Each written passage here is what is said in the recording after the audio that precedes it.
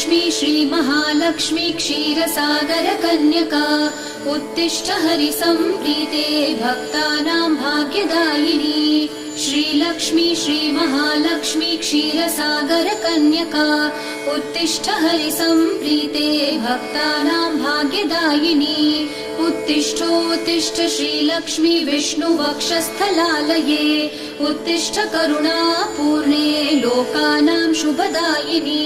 उत्तिष्ठोत्तिष्ठ श्रीलक्ष्मी विष्णुवक्षस्थलालये उत्तिष्ठ करुणापूर्णे लोकानां शुभदायिनी।